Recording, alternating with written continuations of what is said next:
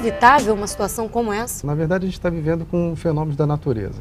Existem dados ambientais que podem ser monitorados, podem ser medidos, vinculados a vento, umidade do ar, questão da chuva, declividade, dados físicos dos ambientes que de alguma forma reúnem condições complicadas de ocupação. Então a gente tem nessa região serrana praticamente vales encaixados com muito sedimento, com areia, com lama, que na verdade quando você tem episódio de chuva muito intensa, isso vem sendo deslizado, isso vem sendo carreado superficialmente. Então, na verdade, a gente tem situações de monitoramento possível nessa região, em outras regiões também que são candidatas a episódios dessa natureza. Do ponto de vista técnico, é possível a gente ter uma rede de estações meteorológicas, dados, imagens de satélite de alta resolução, dados que o próprio INPE divulga sobre a questão da movimentação de massa na atmosfera e, de alguma forma, a gente ter indicativos. O que a gente observa hoje, na verdade, nesse cenário complicado, é um desacerto, é um desarranjo em relação ao que é possível investir nessa questão do monitoramento,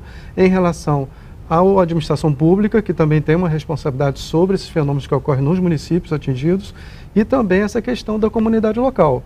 Então você tem, na verdade, uma comunidade despreparada, uma comunidade fragilizada e com falta de conhecimento sobre o que de fato é grave no sentido de entender o que é uma área de risco.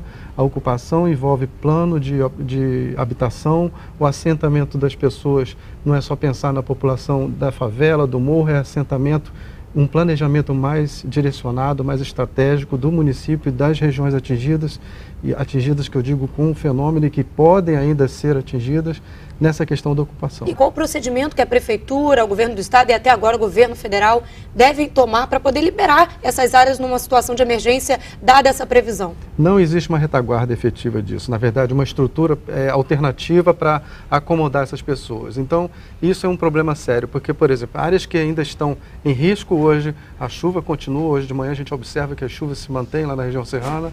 Outras zonas lá daquelas subbacias que ainda são candidatas, você tirar as pessoas de lá e assentar em outro local, você tem que ter uma estratégia disso aí. Existe uma falta de planejamento em relação a isso e investimento, tem que mudar uma cultura em todos os aspectos da questão da gestão do espaço ocupado. E o senhor falou em relação a áreas aqui na capital e Baixada Fluminense. Eu queria saber exatamente essas áreas. Onde que o governo precisa ter uma atenção maior, porque o problema pode efetivamente acontecer e agravar mais a situação aqui no Rio de Janeiro?